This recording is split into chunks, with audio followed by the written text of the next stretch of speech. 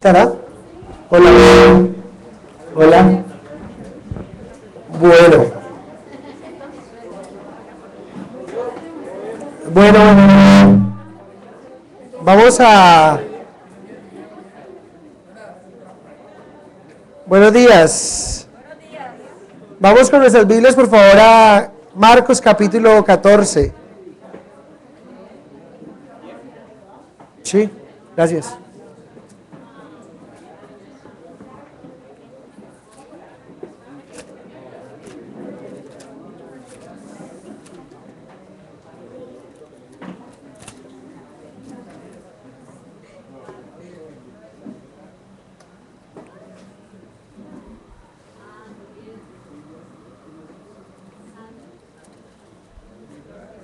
Bueno, buenos días a todos. Vamos con nuestras Biblias, por favor, a Marcos capítulo 14.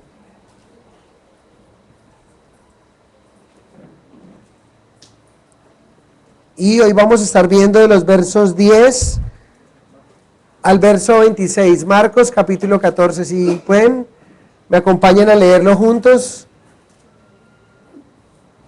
De los versos 10 en adelante. Entonces Judas Iscariote, uno de los 12, fue a los principales sacerdotes para entregárselo. Ellos al oírlo se alegraron y prometieron darle dinero, y Judas buscaba oportunidad para entregarle. El primer día de la fiesta de los panes sin levadura, cuando sacrificaban el cordero de la Pascua, sus discípulos le dijeron: ¿dónde quieres que vayamos a preparar para que comas la Pascua?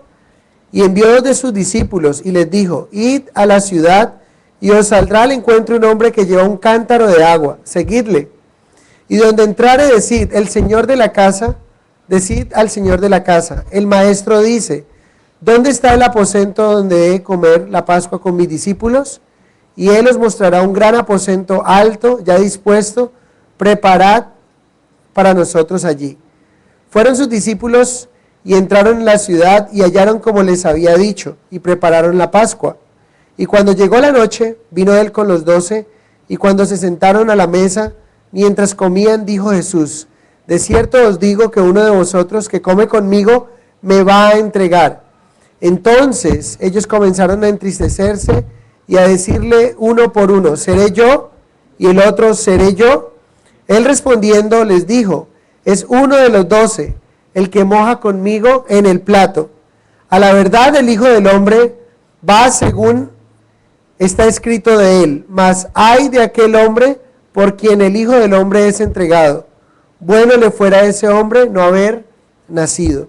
Mientras comían, Jesús tomó pan y bendijo y lo partió y les dio diciendo: tomad, esto es mi cuerpo.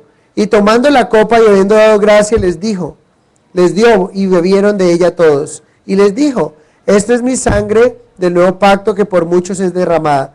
De cierto os digo que no beberé más del fruto de la vid hasta que el día en que lo beba nuevo en el reino de Dios. Cuando hubieron cantado el himno, salieron del monte de los olivos. Señor, gracias por tu palabra, gracias porque podemos estudiar lo que tienes en ella para nosotros. Ruego que seas tú hablándonos, exhortando nuestro corazón, Señor, animándonos también en aquellas áreas donde quizá te fallamos, Señor. Padre, ayúdanos a confiar en ti. Gracias por tu palabra. En el nombre de Jesús, amén. Bueno, siempre entramos estudiando y recordamos un poco lo que hemos estado viendo porque es muy importante para conocer el contexto.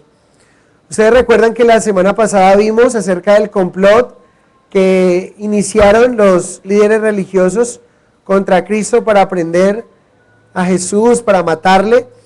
Y no es la primera vez, pero ahora ya están más decididos. Ellos han dicho algo y es que no quieren hacerlo en el momento de la Pascua, el día de la fiesta de la Pascua, de los días de los panes sin levadura, porque había una razón, y es que la razón es, para esa fecha Jerusalén estaba lleno de visitantes, de judíos que no vivían ahí en Jerusalén, sino que venían de afuera para la fiesta. Entonces no querían hacer alboroto delante de los hombres. Notamos que una de las cosas que tienen los religiosos, y es algo de lo cual nosotros tenemos que cuidarnos mucho, es que los religiosos se cuidan mucho de lo que es cómo agradar a los hombres, pero descuidan el querer agradar a Dios. Cuando usted habla con religiosos, una de las características es que a veces ni se pregunta, ni siente temor muchas veces, aunque lo dice de dientes para afuera, no siente temor de pensar que lo que hace o que lo que practica pueda estar desagradando a Dios. Yo no sé si usted se lo pregunta, pero yo me lo pregunto. Muchas veces como pastor digo, Señor, yo quiero estar en la fe correcta y enseñando lo correcto. Yo no quiero estar enseñando una mentira, ni estar engañado pensando que estoy en la fe verdadera y no lo esté. Y saben, a veces es un buen razonamiento porque yo siento temor y temblor de que lo que enseño sea lo que es la palabra de Dios. Pero cuando usted habla con un religioso, parece ser que eso es lo que menos importa. De hecho, muchas veces cuando yo los confronto a ellos y les digo acerca de sus prácticas, yo les digo, si hay alguna práctica, hay algo que yo esté haciendo que no sea de la palabra de Dios, muéstramelo, yo quiero verlo y descubrirlo con mis propios ojos y saber que lo que hago no agrada a Dios y me daría mucho temor.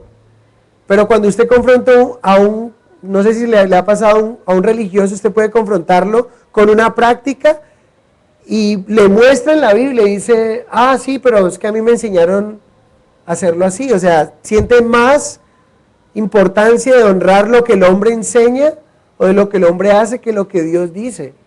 Y yo creo que es muy sano para nuestro corazón llegar a preguntarnos esto. No sé si ustedes recuerdan, pero Juan el Bautista, en un momento, después de que habló con semejante convicción acerca de Cristo, dice, el que viene detrás mío, él los bautizará con Espíritu Santo y fuego. Y en un momento cuando él está encarcelado, él manda a 2 de sus discípulos a preguntarle a Jesús si era él el que había de venir o si esperaban a otro. No sé si ustedes lo recuerdan. Y era Juan el Bautista. Pero aún cuando el Señor le mandó a contestar, él escuchó las palabras de Jesús y su corazón estuvo confiado. Entonces, estos religiosos quieren matar al mismo Hijo de Dios. Y qué bueno que nosotros nos preguntemos realmente si estamos honrando más a los hombres que a Dios, porque esto no es agradable para Él. Por otro lado, vimos la oración de una mujer llamada María de Betania.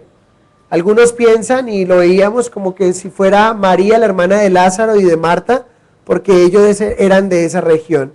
Vimos que ella dio una adoración al Señor muy, muy especial, un ungimiento a Jesús, del cual fue criticada por los mismos discípulos. Pero Jesús honró lo que esa mujer dijo o hizo, y Jesús le dijo, déjenle porque ella ha hecho una buena obra. Y veíamos cuán importante es para nosotros que Dios diga lo mismo de nosotros. Que Jesucristo pueda decir de nosotros, lo que este hombre, lo que esta mujer hace, es una buena obra. De la misma manera, Jesús defendió a María de Betania y fue algo muy, muy especial. Hoy vamos a ver un poco acerca de la persona que entregó a Jesús. La Biblia nos dice quién fue el que entregó a Jesús. La Biblia nos dice que el que lo entregó es ¿quién? Judas. Hoy vamos a ver las características de este hombre, hoy vamos a ver los privilegios que este hombre tuvo, pero también la decisión fatal que este hombre tomó para su propia vida. Entonces, la Biblia nos dice aquí, en los versos 10 y 11, entonces Judas Iscariote, uno de los 12, fue a los principales sacerdotes para entregárselo. Mucho se habla hoy en día, mucho se especula, y se ha especulado a través de los años acerca de las motivaciones que pudo haber tenido Judas al entregar a Cristo. Recuerden, lo que digan en últimas, muchas son especulaciones. Hoy vamos a ver un motivo real que la Biblia nos presenta. Pero una de las especulaciones que muestran o que dicen algunos comentaristas es que Judas entregó a Cristo porque de alguna manera sus sentimientos fueron heridos cuando Jesús lo reprendió al criticar a María cuando ungió a Jesús. ¿Recuerdan lo que ocurrió? María unge a Jesús y el que inicia la crítica que termina en murmuración es Judas. Judas dice, qué desperdicio está haciendo esa mujer. Era mejor haber vendido ese perfume por 300 denarios y haberlo dado a los pobres. Pero Juan capítulo 12 nos dice que él dijo eso, no porque se cuidara de los pobres, sino porque era ladrón y sustraía de la bolsa el dinero. Entonces era un hombre que no tenía un corazón genuino. Pero muchos dicen que se sintió herido porque el Señor le reprendió al criticar a María. Pudo haber sido verdad, pudo que tal vez no, pero simplemente alguna especulación. Otros piensan que él quería forzar a Jesús en una exhibición abierta de su gloria mesiánica. ¿Qué significa esto? Que personalmente yo pienso que de alguna manera Judas pensaba que Jesús podría haberse librado cuando estuviera en manos de sus enemigos. Y Judas, al ver su poder y todo, él dice, yo lo entrego, ¿sí? Pero al mismo tiempo Jesús, como ellos estaban esperando un Mesías, y era un Mesías libertador, un Mesías que luchara, de alguna manera Jesús no va a dejarse apresar y con sus poderes va a mandarlos a la porra a todos y no lo va a permitir. Pero realmente sabemos que eso no fue lo que ocurrió. Pero es probable que él pensaba que Jesús podía de alguna manera librarse de esto. Pero Mateo nos deja ver una motivación fuerte que tuvo Judas para entregar a Jesús. Acompáñenme a Mateo 26:15, por favor. Mateo 26:15.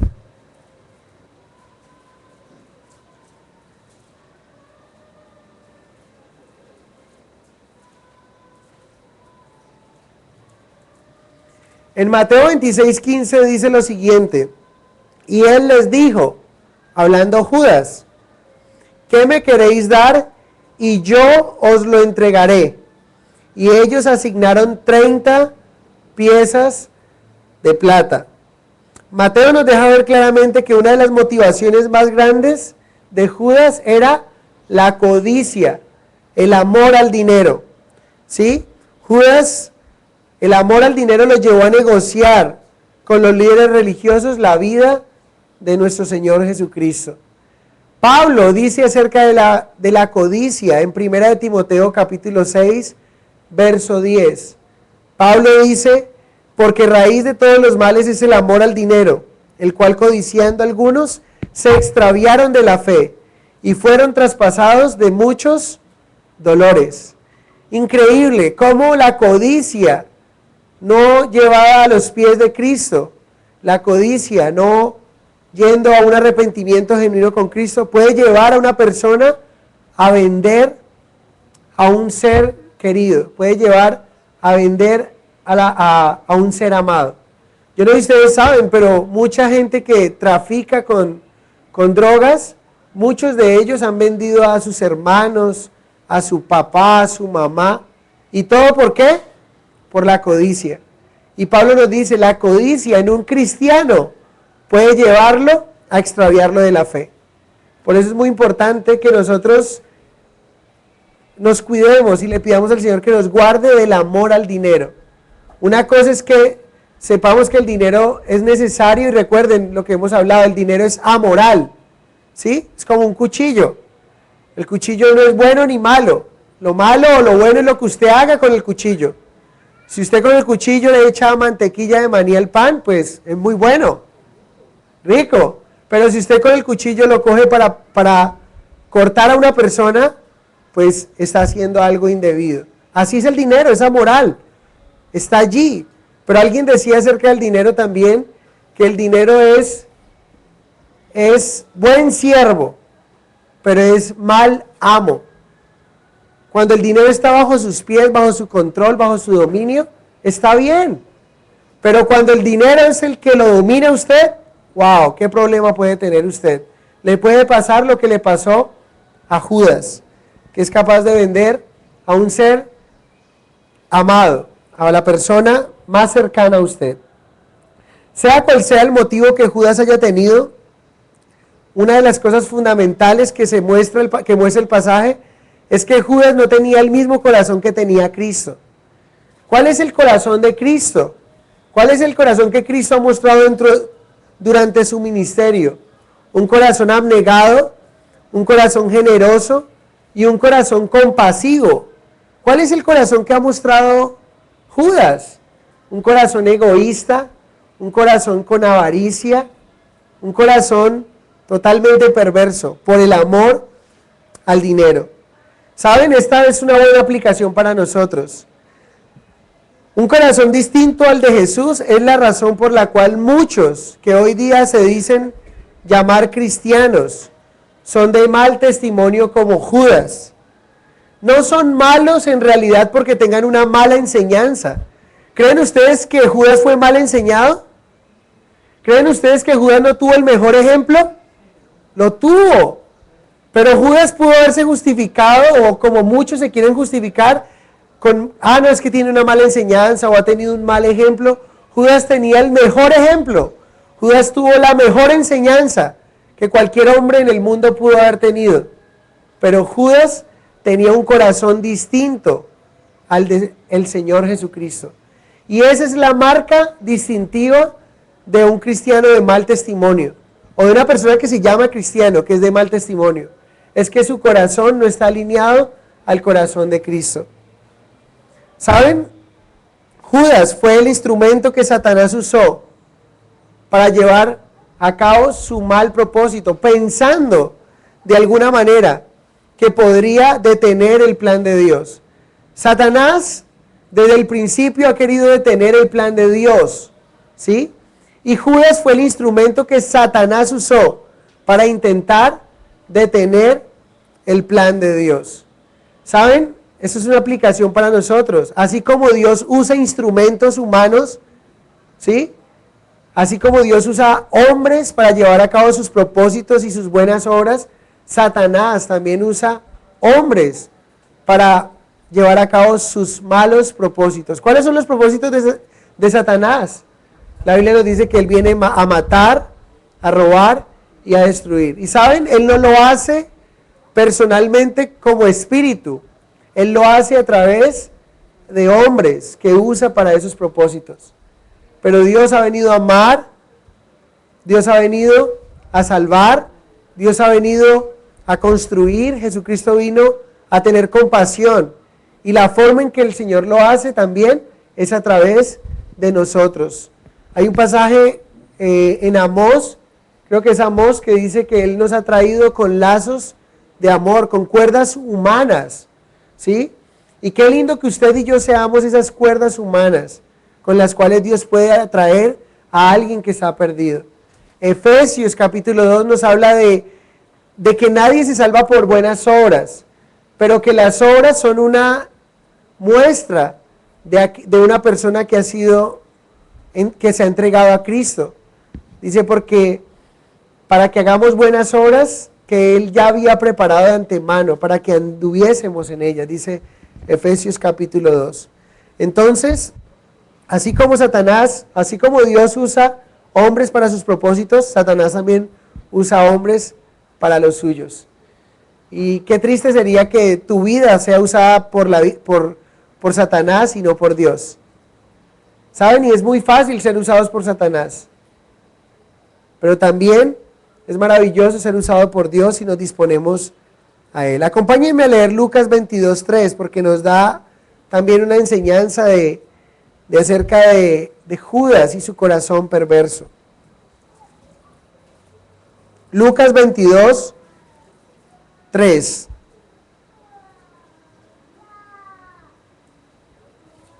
En Lucas 22:3 dice lo siguiente: y entró Satanás en Judas, por sobrenombre Iscariote, el cual era uno del número de los 12. ¿Sí? Aquí vemos cómo la parte de Satanás en la traición de Jesús no quita en absoluto la responsabilidad de Judas, porque cada uno de nosotros tenemos un libre albedrío. Y aquí dice que Satanás lo usó a él, o de alguna manera dice, entró en la vida de Judas. Pero esto no libra de responsabilidad a Judas, porque cada uno de nosotros tenemos un libre albedrío y decidimos hacer o no hacer. Decidimos como lo que nos muestra aquí, aceptar o rechazar de alguna manera. Es una decisión, ¿sí? No había excusa para esta acción tan tremenda. Después de todo, Judas había sido un hombre extremadamente privilegiado, y quiero que pensemos en esto. Pensemos en los privilegios que tuvo Judas en su vida antes de tomar esta decisión. ¿Qué privilegios pudo haber tenido Judas? Fue un hombre contado con los 12. Fue un hombre que vivió, que viajó y que estuvo donde Jesús estaba todo el tiempo durante 3 años. Imagínense este tremendo privilegio. Además, Judas también fue un hombre que vio el poder de Dios en todo su esplendor a través de la vida de Jesús. Vio cómo Jesús multiplicó los panes y los peces. Vio a Jesús calmar la tormenta. Vio a Jesús cómo le dijo a Pedro que caminara sobre el agua. Vio a Jesús resucitar muertos, sanar enfermos, levantar paralíticos. ¿No creen ustedes que Judas tuvo un lugar de privilegio? Un lugar tremendamente de privilegio. Pero ¿saben? Antes de cometer lo que hizo, no tuvo en cuenta esos privilegios. De alguna manera pateó los privilegios que Dios le había permitido tener. ¿Saben? Es algo especial que nosotros deberíamos de pensar cada mañana, cada día, cuán privilegiado soy. Contar las bendiciones de Dios. Nosotros deberíamos de esforzarnos cada día más por contar las bendiciones de Dios que por contar lo que nos falta y lo que no tenemos. Muchas personas se encargan más en contar lo que les falta y eso hace de ellos unas personas amargadas. Pero cuando usted cuenta lo que tiene de Dios, lo que Dios le da, usted puede decir: Dios, gracias por esto. Dios, gracias por los alimentos. Dios, gracias por esta bendición. Es muy importante. Y yo creo que si Judas hubiese hecho esa cuenta de las bendiciones, de los privilegios que tenía, eso le hubiese hecho recapacitar un poco de esa decisión. Eso también nos demuestra algo. Muchas personas hablan que a través de los milagros es la forma en que una persona podría salvarse o creer en Dios. ¿Creen ustedes que Judas no tuvo lo suficiente o no vio los milagros suficientes como para creer en Dios? Absolutamente. ¿Pero qué? Los milagros no fueron capaces de convencer a Judas. Esos milagros no fueron capaces de convertir a Judas. Y esta es una de las cosas que muchos hablan, de que si vieran milagros, se convertirían. Señoras y señores, aquí vemos un ejemplo de un hombre que vio milagros y no se convirtió. Y vio no cualquier clase de milagros, vio milagros tremendos. Ver a un paralítico ponerse de pie. Eso sí que es un milagro, pero aún así, Judas no se arrepintió y no creyó, no se convirtió. Verso 11 de Marcos capítulo 14. Ellos al oírlo se alegraron y prometieron darle dinero. Y Judas buscaba oportunidad para entregarle. Resulta que estos líderes religiosos, al oír que Judas iba a entregarle en sus manos, se alegraron. ¿Por qué se alegraron? Porque era algo que venían buscando hace mucho tiempo. Dice en Marcos capítulo 3, verso 6, que desde de los primeros milagros que Jesús realizó, uno de ellos fue cuando sanó al hombre de la mano seca, que lo sanó un sábado, un día de reposo, y lo hizo en la sinagoga desde el inicio del ministerio. Ya ellos, dicen Marcos capítulo 3, verso 6, que buscaban consejo los fariseos y los herodianos contra Jesús para destruirle. O sea, era algo que estaban esperando hace rato y que querían hacer, pero que no se les había dado la oportunidad. ¿Por qué se alegraron? Se alegraron precisamente porque tenían ahora a una persona valiosa, tenían una persona, a un aliado valioso, y ese era Judas, alguien que estaba cerca de Jesús y que les iba a dar las coordenadas perfectas donde podían coger a Jesús, pensando ellos que lo podían coger de una manera desprevenida, ¿no? Porque ese era el reto, porque coger a Jesús lo podían haber cogido. De hecho, Jesús, eso es lo que les dice: porque siempre estuve con ustedes y nunca me tomaron preso, porque ahora vienen como a coger como si yo fuera un ladrón. Lo cogieron de noche como un factor sorpresa. Y Judas es un aliado valioso en ese momento. Entonces, ¿qué prometieron darle? Prometieron darle dinero. ¿Cuánto dinero? Y eso es bien interesante. Prometieron darle 30 piezas de plata. Aquí encontramos primero una cosa que es importante. Jesús, a través de ese valor, es otra profecía más que se cumple en la vida de Jesús, según Zacarías 11 y 12. Y quiero decirles algo. Cada vez que ustedes encuentren profecías cumplidas en la Biblia, en la vida de Jesús, es muy importante, porque esto confirma una vez más que Jesucristo era el Mesías esperado. ¿Sí? Algunos estudiosos han comparado las profecías que Cristo cumplió en su primera venida. Cumplió más de 300 profecías. Y se cree que una persona natural, una persona normal, no podría cumplir siquiera 8 profecías.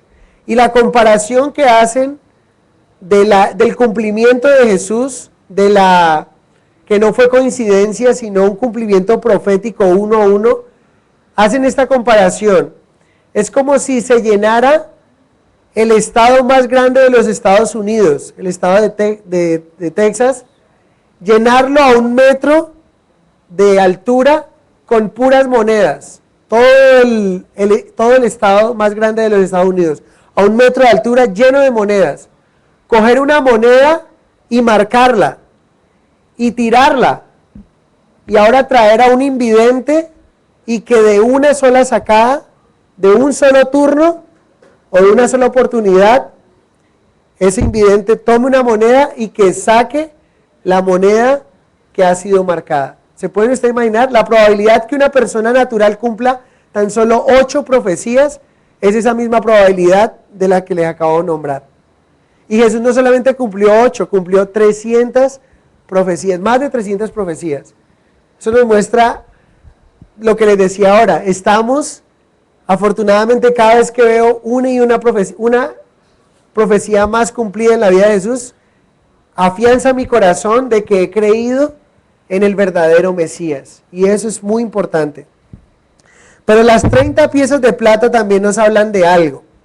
No solamente es tenaz que a uno lo vendan por dinero, sino que lo más tenaz es cuando usted sabe por la cantidad que lo vendieron. Ahora, vender a una persona nunca justificará la cantidad, ¿me hago entender? Y mucho menos nuestro Señor Jesucristo. De hecho, cuando se habla de la humildad de Jesús, muchos quieren poner tan grande, o la humildad de una manera tan tremenda, en el lugar en el que Cristo nació. Ustedes recuerdan, nació en un pesebre.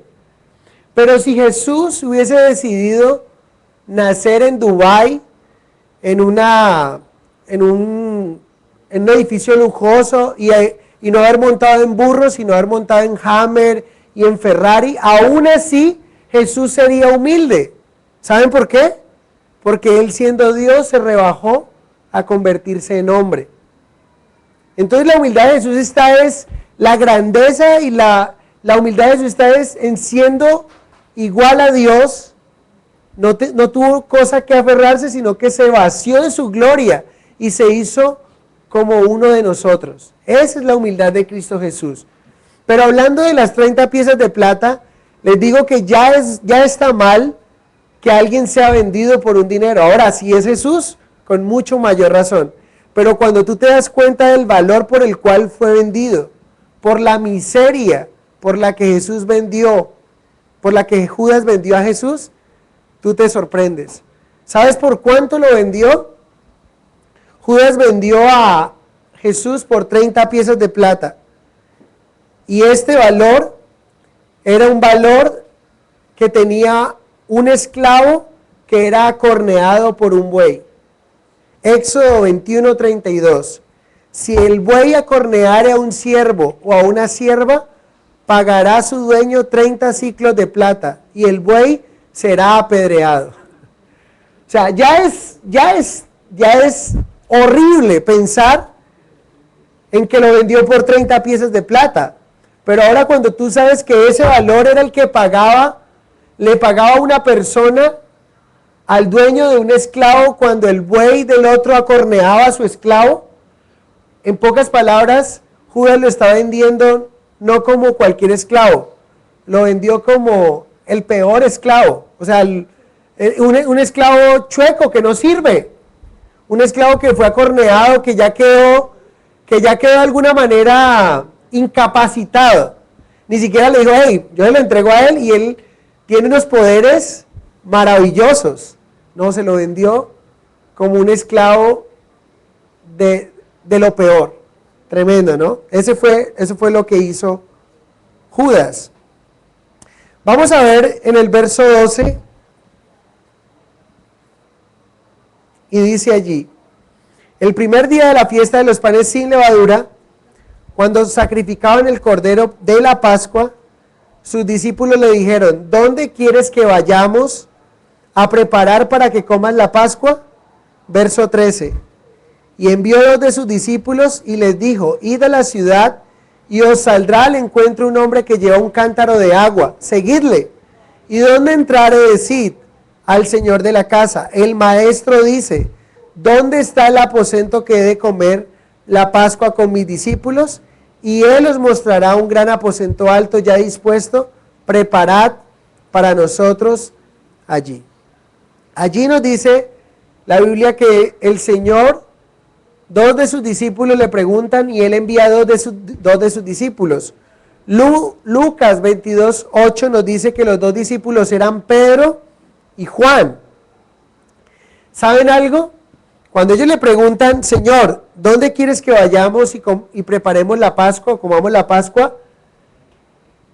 Las señales que el maestro les da, que el Señor les da, en cierto sentido eran concretas, pero en cierto sentido también eran inciertas.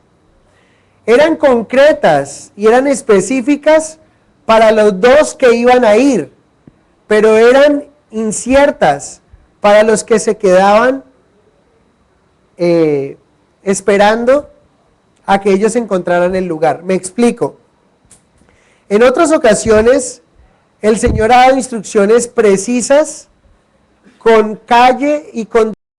Ustedes recuerdan cuando Pablo, que era Saulo, es tumbado por el Señor, lo llevan cogido de la mano y entra a Damasco.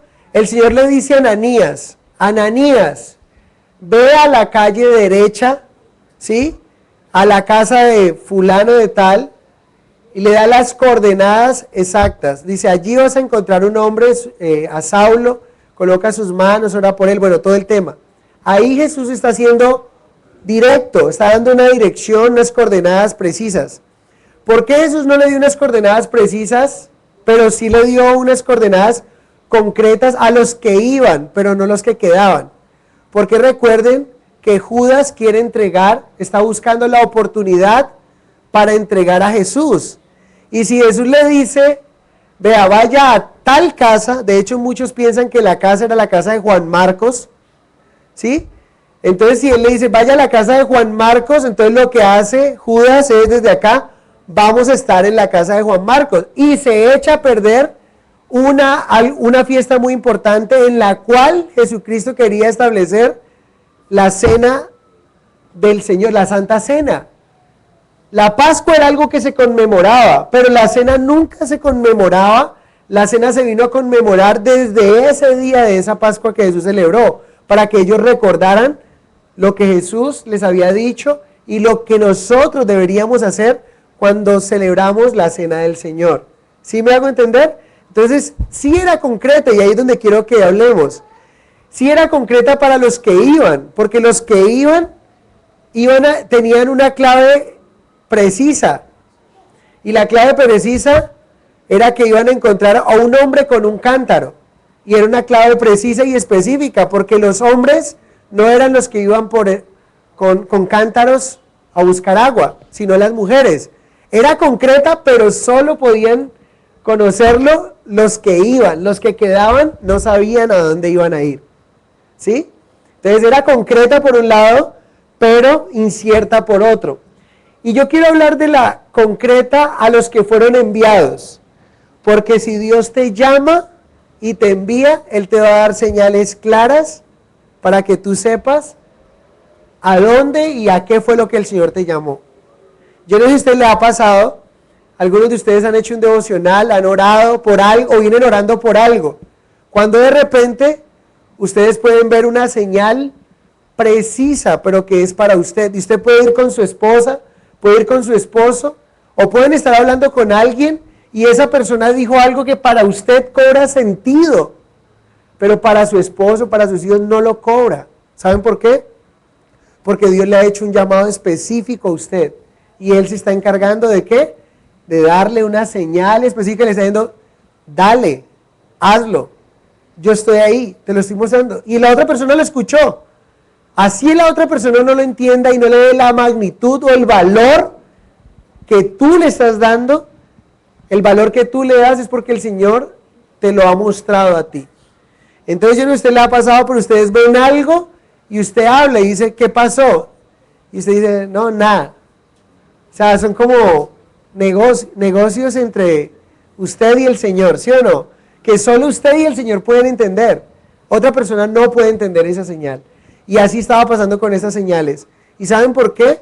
Porque el Señor al que llama se encargará de darle las señales específicas para que sepa que está siendo guiado por Él.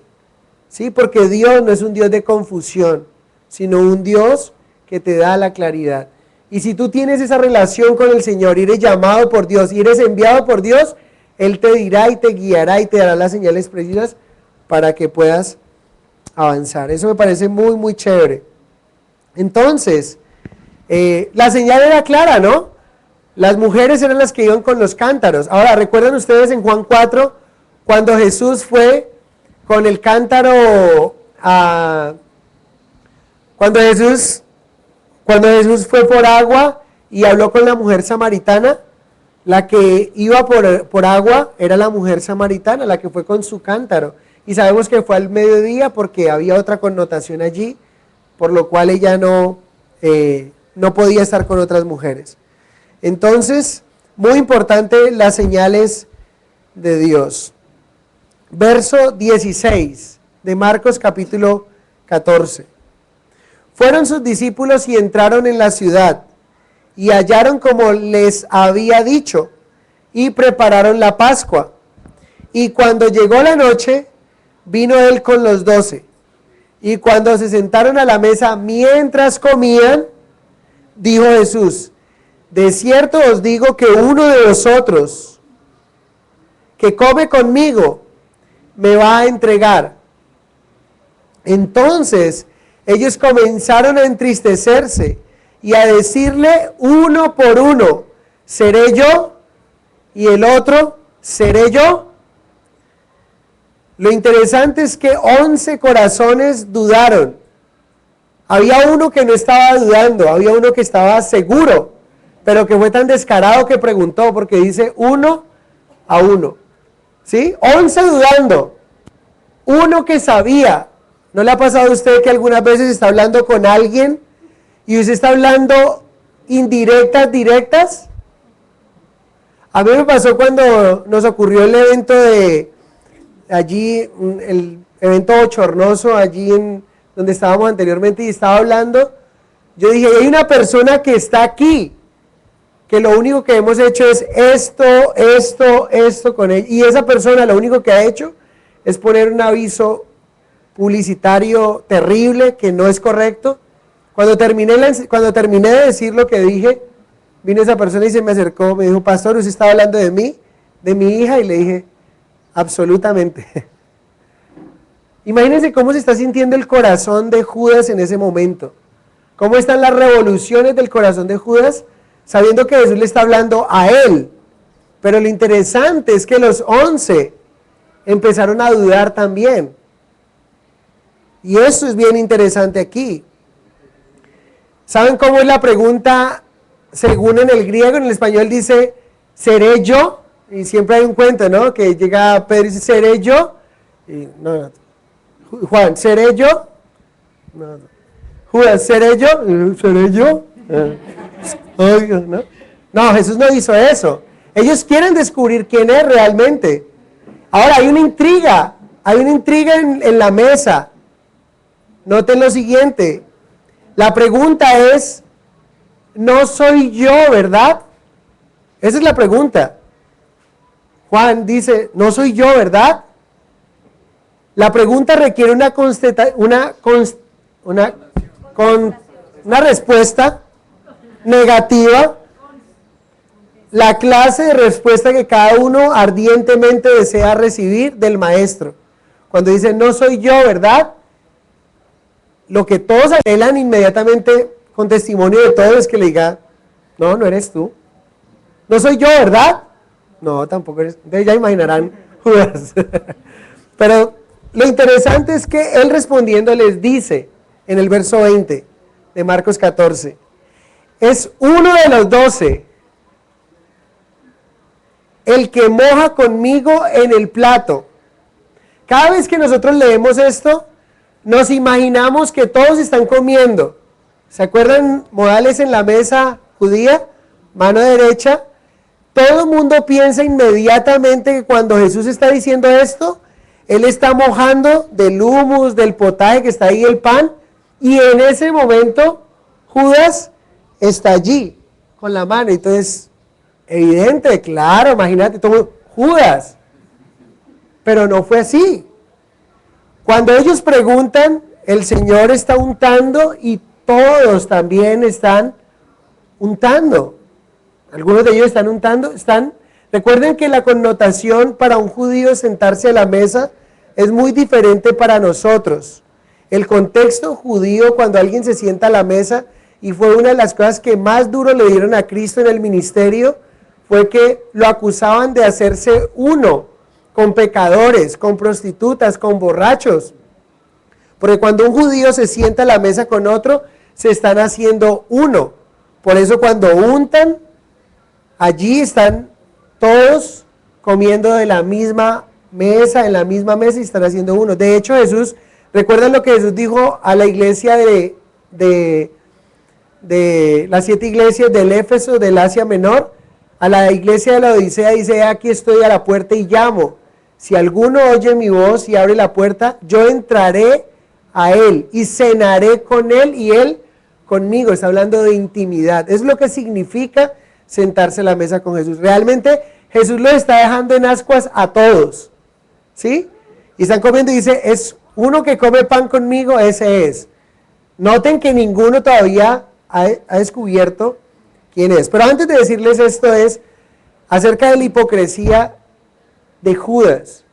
¿Cómo una persona puede estar 3 años con alguien, comer 3 años con alguien, vivir 3 años con una persona, y los que están ahí no saber qué sea? ¿Qué clase de persona es? De hecho, yo no sé si ustedes notan, pero algunas veces en algunas reuniones, cuando ay, tu esposo tan querido, y la esposa dice, hey, viví con él.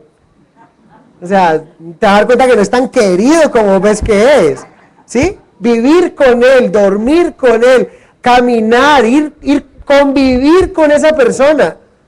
Porque es que ninguno de los que estamos aquí, antes de venirnos para acá, por lo que veo, todos los que estamos aquí nos acicalamos antes de venirnos. Las mujeres están con maquillaje. Y los hombres estamos acicalados. Ninguno se vino tal como se levantó. ¿Saben por qué?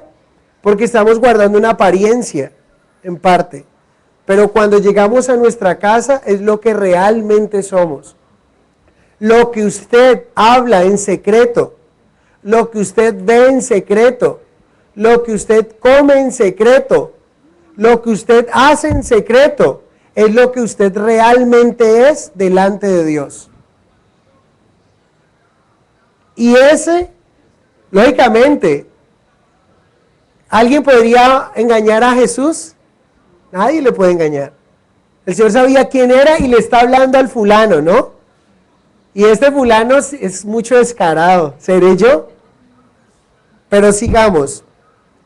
Hay otro pasaje que nos regala un poco. Recuerden, Gálatas 6:7 dice, no os engañéis.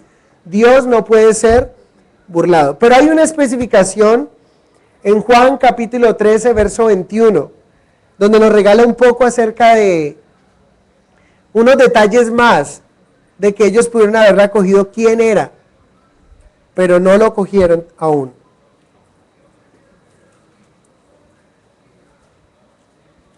¿Estamos? Juan 13, 21 al 30. Qué bueno que lo lean conmigo porque habla un poco acerca de este mismo momento.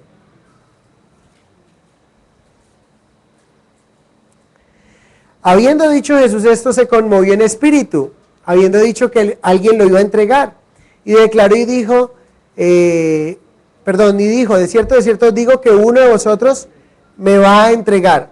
Entonces los discípulos se miraban unos a otros, dudando de quién hablaba. Noten, o sea, Judas hizo un muy buen trabajo de hipócrita. Sí, estuvo con la capacidad de 3 años, manejó el dinero durante 3 años y nadie lo pilló. Pero el Señor sabía qué era lo que él hacía. Y uno de sus discípulos, al cual Jesús amaba, estaba recostado al lado de Jesús. ¿Quién es ese discípulo que está recostado al lado de Jesús?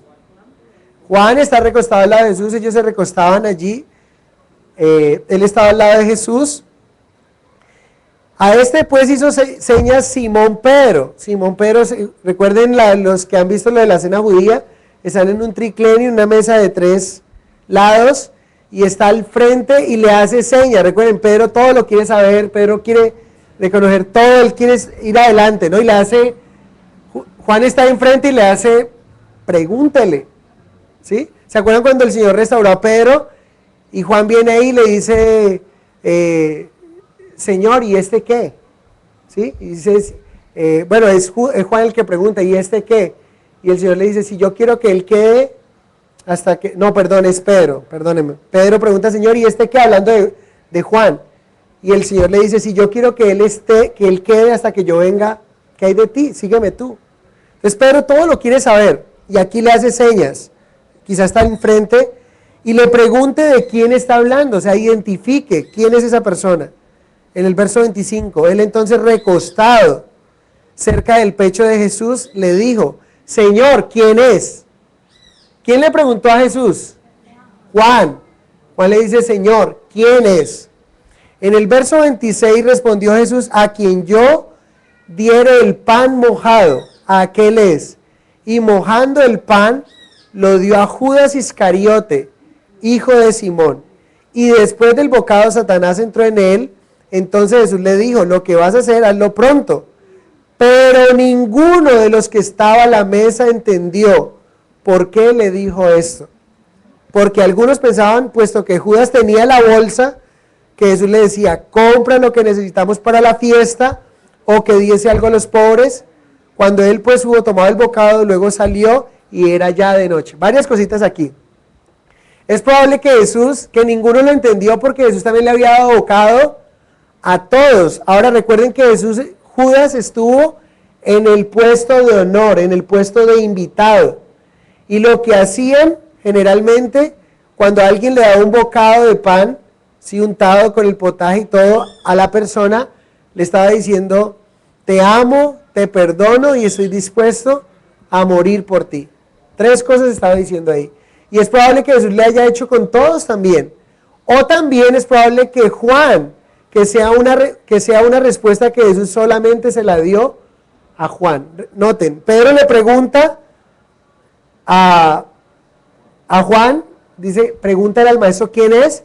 Juan le dice, Señor, ¿quién es? Y él le dice, al que yo le dé un bocado de pan, ese es. Jesús simplemente lo hace, pero nadie más está siendo enterado de eso. Y le dice, hey, lo que tienes que hacer, hazlo pronto. Y todos entendieron. ¿Qué entendieron? ¿Qué era la Pascua? La Pascua era una fiesta donde se mostraba generosidad. ¿Recuerdan ustedes lo que hemos hablado? Donde había alegría, y una de las muestras de generosidad, ¿qué eran? ¿Cuál fue la muestra de generosidad de Pilatos? Soltar a un preso, soltar a alguien que era condenado, un terrible malhechor. ¿Cuál era el acto de generosidad que ellos pensaron que Judas iba a hacer? Ir y comprar pan a los pobres, bendecir, porque era fiesta. Era algo que estaba dentro de la fiesta, pero nadie sabía. Y lo que yo quiero que veamos es que Judas quizá no había consentido desde el primer día que empezó a caminar con el Señor, no había consentido entregar al Señor desde el primer día, quizá. Pero fue algo que le tomó ventaja en su corazón por dos cosas. No fue un hombre regenerado ni santificado. ¿Qué significa una persona regenerada? Una persona que se ha arrepentido y que haya tenido una genuina conversión. Fue un hombre que realmente no entregó su vida al Señor. Y la santificación de no apartarse para el Señor cada día a través de una búsqueda diaria del Señor. ¿Saben?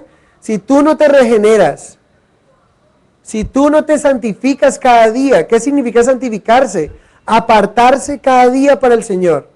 Tú puedes estar en el mismo peligro en el que se encontraba Judas. Y puedes terminar haciendo lo mismo que hizo Judas. Y vas a terminar negando al Señor un día. Y el que niegue al Señor delante de esta generación mala y adúltera, dice el Señor, yo le negaré delante de mi Padre que está en los cielos. Muy importante. Entonces, Jesús mostró una vez más que está en absoluto control de la situación. ¿Notan ustedes? A él nada se le ha escapado. Él sabe quién es.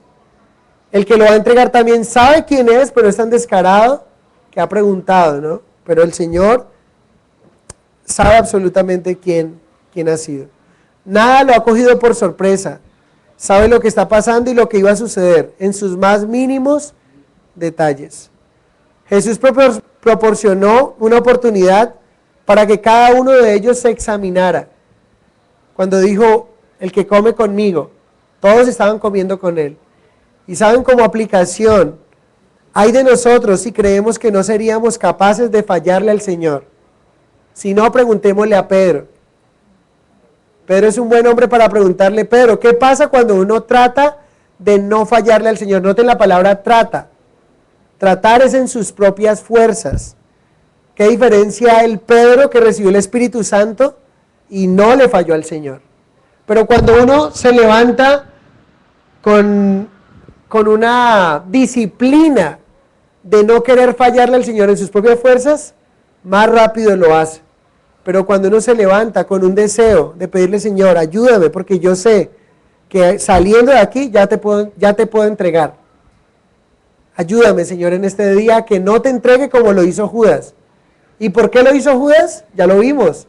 Motivación es su codicia. Señor, que no me gane la codicia. ¿Por qué lo hizo Judas? Porque no miró el lugar de privilegio que tenía, sino que pateó el lugar de privilegio que tenía. ¿Cuántos esposos patean el lugar de privilegio que Dios le ha dado al tener una esposa? Y sale a tener una aventura afuera. Y está pateando el lugar de privilegio. ¿Cuántas esposas patean el lugar de privilegio que Dios le ha dado? Al empezar a coquetear a un hombre o dejarse coquetear de un hombre porque simplemente está teniendo una mala relación con su esposa. Está pateando el privilegio que Dios le ha dado. Y luego viene el dolor, ¿no? ¿Saben cómo se conoce a Judas? Se le conoce como el hijo de perdición. Y Dios quiere que nosotros seamos hijos de salvación, que nos salvemos y no que nos condenemos. Miren el juicio de Dios para Judas, verso 21 de Marcos 14. A la verdad el Hijo del Hombre va, según está escrito de él. mas ay de aquel hombre por quien el Hijo del Hombre es entregado. Bueno le fuera a ese hombre no haber nacido. ¿Saben? Jesús resaltó una vez más que él tenía que ir a morir. Porque recuerden que ellos tenían en su mente un Mesías un Mesías pero que iba a reinar, no un Mesías sufriente. Él tenía que volverlo a decir. En ningún lugar de la Escritura la predestinación ni la profecía anulan la responsabilidad humana.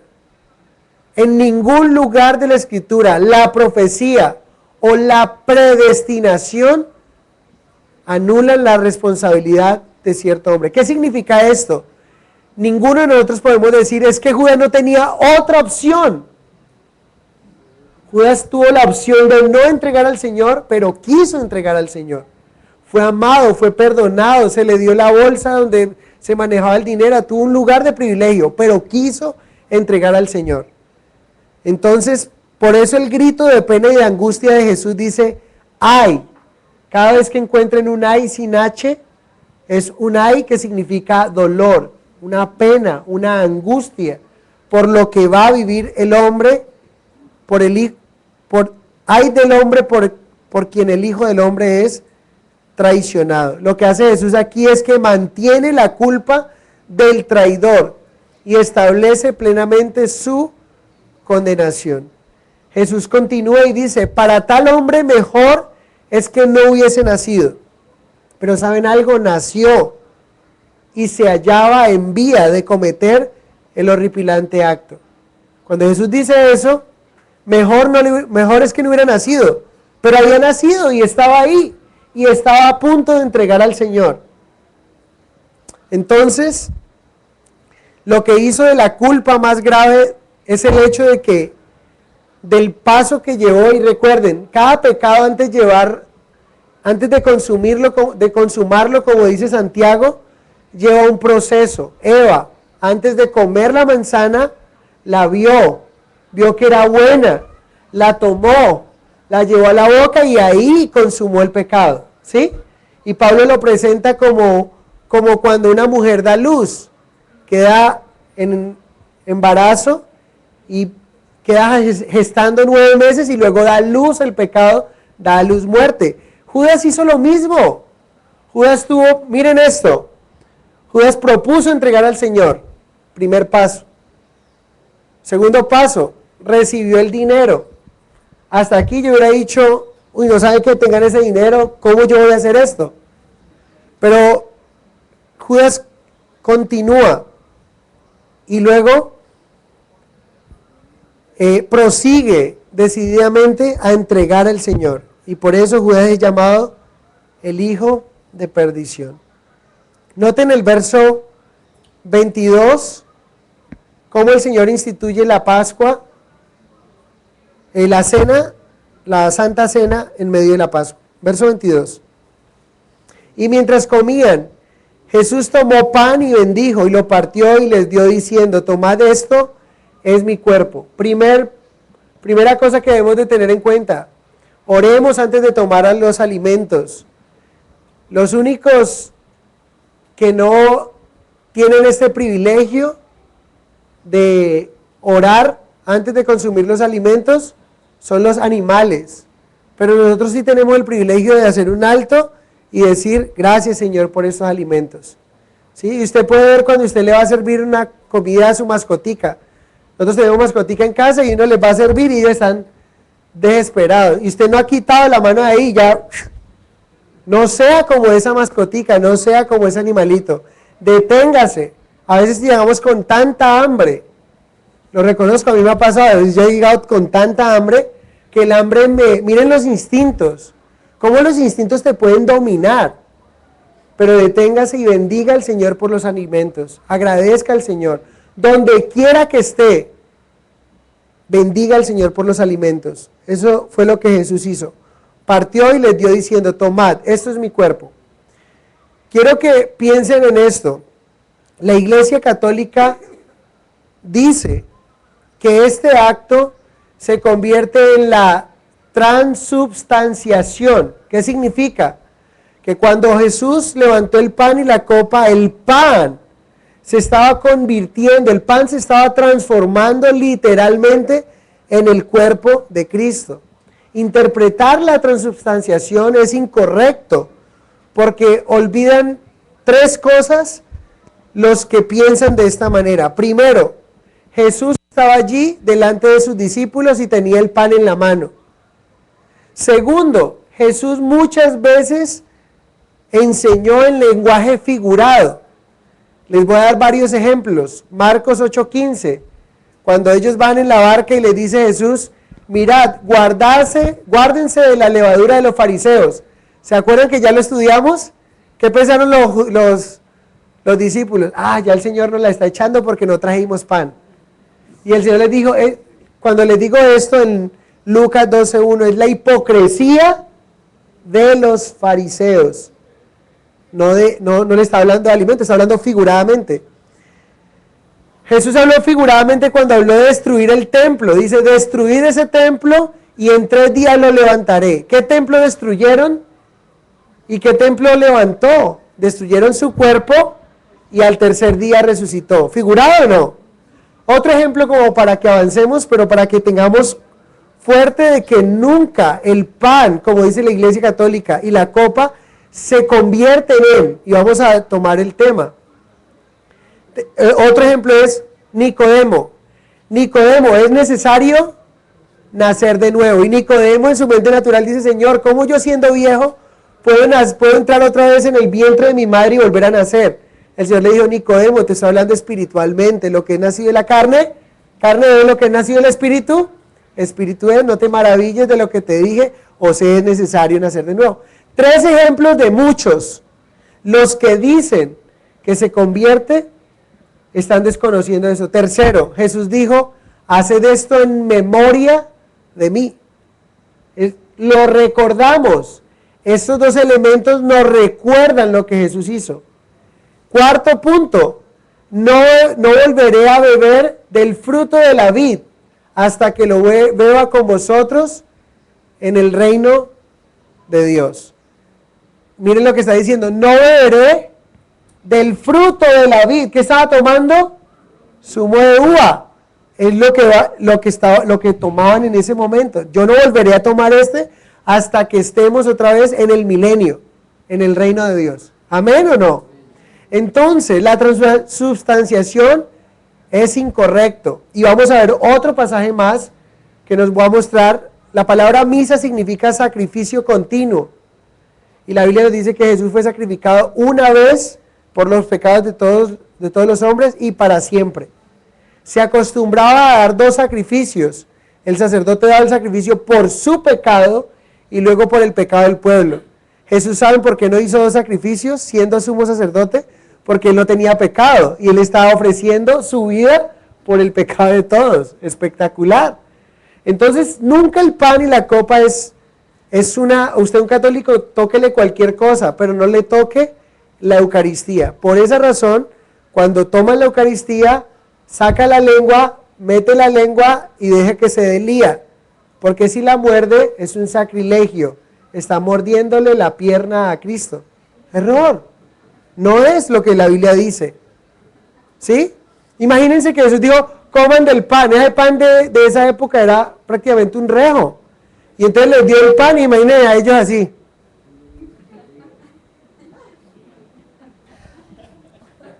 No fue eso lo que ocurrió. Entonces se dan cuenta cómo pueden sacar unas doctrinas erradas que no salen de la palabra de Dios. Nunca sale algo así. Entonces, verso 23, y tomando la copa y habiendo dado gracias, les dio y bebieron de ella todos. Y les dijo, esto es mi sangre del nuevo pacto. Tenemos que fijarnos en el nuevo pacto, que por muchos es derramada. De cierto os digo que no beberé más del fruto de la vid, hasta el día que lo beba nuevo en el reino de Dios, en el milenio. Es un pacto de gracia, ¿no? Recuerden. Y que se hiciera en memoria de él. Quiero que me acompañen a leer Hebreos 7, por favor. 22, porque ese pasaje es espectacular de lo que les acabo de decir. Ya me pasé unos minutos, pero ya vamos a terminar.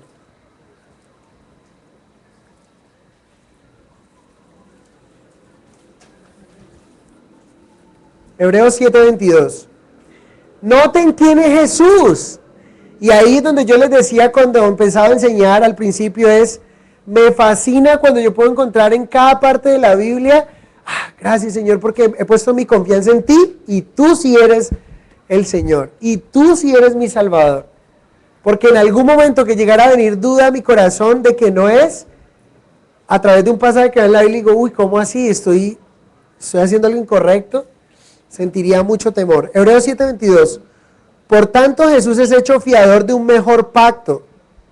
Y los otros sacerdotes llegaron a ser muchos, debido a que por la muerte no podían continuar. ¿Obvio o no? Pues moría uno, era una dinastía de sacerdotes. Mas Cristo Jesús, por cuanto permanece para siempre, es el sumo sacerdote. Noten, permanece para siempre, tiene un sacerdocio inmutable, no cambia, es para siempre, por lo cual puede también salvar perpetuamente a los que por él se acercan a Dios, viviendo siempre para interceder por ellos. Cristo vive para siempre para interceder por nosotros y es el único sacerdote que vive para siempre y y todo aquel que ha creído en él, dice aquí, será salvo perpetuamente. Verso 26, porque tal sumo sacerdote nos convenía, santo. ¿Cómo era la Pascua? Tenía que ser un corderito sin mancha, sin defecto, santo, inocente, sin mancha, apartado de los pecadores y hecho más sublime que los cielos, que no tiene necesidad cada día como aquellos sumos sacerdotes de ofrecer primero sacrificios por sus propios pecados y luego por los del pueblo, porque esto lo hizo una vez y para siempre ofreciéndose a sí mismo. Porque la ley constituye sumos sacerdotes a débiles hombres, pero la palabra del juramento posterior a la ley, al Hijo hecho perfecto para siempre. Jesucristo estaba mostrando allí en la Pascua, instituyó la cena del Señor para que lo siguieran haciendo cuando se reunieran, pero estaba hablando del sacrificio que vendría, que haría al día siguiente, ¿sí? Es muy importante, lo que Jesús haría. Pero cuando nosotros lo tomamos, recordamos el pan y la copa, lo que hizo por nosotros y la promesa de que vendrá y regresará por nosotros. Muy importante. Un nuevo pacto, nuevo en calidad. Entonces, en el verso 26 terminamos diciendo, de Marcos 14, cuando hubieron cantado el himno, salieron al monte de los olivos. El himno que hablan allí son en los Salmos 115 al 118, el Salmo 139, que es el gran o de aleluya y alabanza, y el Salmo 137. Cuando hubieron cantado el himno, salieron, celebraron la Pascua. Judas todavía no ha aventado al Señor, no pudo hacerlo porque él llegó allí y celebraron la Pascua. En la próxima semana veremos cómo Pedro niega a Jesús, y Jesús ya lo sabía, pero hoy hemos hablado de Judas, ¿no? ¿Qué podemos rescatar o aprender de Judas de no hacer? Judas es un hombre que no tenía el corazón de Cristo. Judas es un hombre que la codicia le ganó. Judas es un hombre que no valoró los privilegios que Cristo le dio. Judas fue un hombre que no se arrepintió de sus pecados. Un hipócrita. Durante 3 años vivió con Jesús y nunca mostró lo que era a los hombres. Pero al Señor nunca pudo engañarlo. Cuando el Señor habló, sabía a quién le estaba hablando. Que no seamos como Él. Amén. Coloquémonos en pie, vamos a orar. Gracias, Padre, por esta mañana. Gracias porque nos enseñas, Padre, a través de la vida de este hombre, Judas, el hijo de perdición, cómo fue un hombre discípulo que estuvo durante 3 años, pero fue un hipócrita que engañó a los hombres, pero a ti nunca te pudo engañar. Señor, fue un hombre no regenerado, y cuánto necesitamos ser regenerados por ti, por tu palabra. Señor, necesitamos vivir para ti, necesitamos arrepentirnos genuinamente, Padre. Yo quiero pedirte perdón por mis pecados, por aquellos que aún me son ocultos, Señor. Sácalos a la luz, muéstramelos, Señor, y ayúdame a cortarlos de raíz de mi vida. No quiero vivir en pecado para ti. Señor, perdóname. Y yo te pido también que me ayudes a contar tus bendiciones. Como dice el Salmo 103, bendice alma mía Jehová y no olvides ninguno de sus beneficios. Es quien te corona de misericordia y de favores, quien saca del hoyo tu vida. Señor, ayúdanos a contar tus bendiciones, en lugar de estar haciendo una lista de nuestros faltantes, que lo único que hace es traernos amargura y traer resentimiento, codicia, avaricia. Pero el contar tus bendiciones nos hace dichosos y nos hace estar cara a cara contigo, de no quererte fallar, y agradecido contigo, porque nos das una esposa, nos das unos hijos, nos das alimento, nos das techo, nos das abrigo, Señor. Nos das la vida, Padre, nos das tantas cosas que no merecemos, pero que por tu gracia y por tu favor nos las das. Ayúdanos a serte fieles con lo que nos das, Señor. Honrarte con la familia que nos das, honrarte con los hijos que nos das, Señor.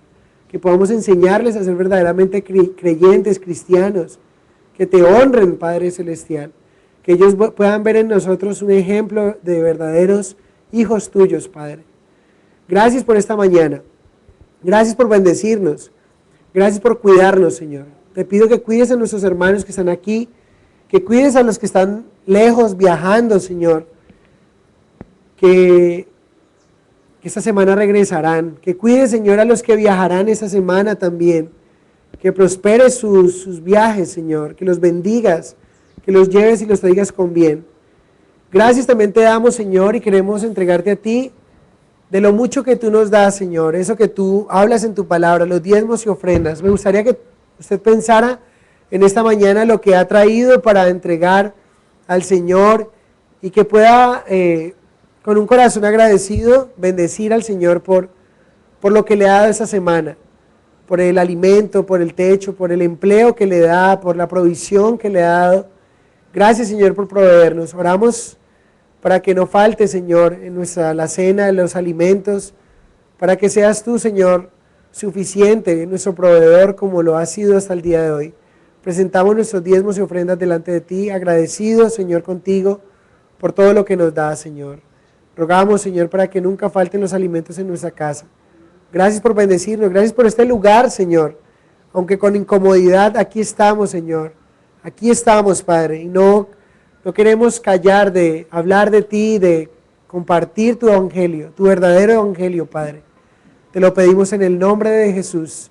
Ayúdanos a como iglesia avanzar contigo, a no desfallecer y a continuar caminando, proclamando las buenas nuevas de salvación.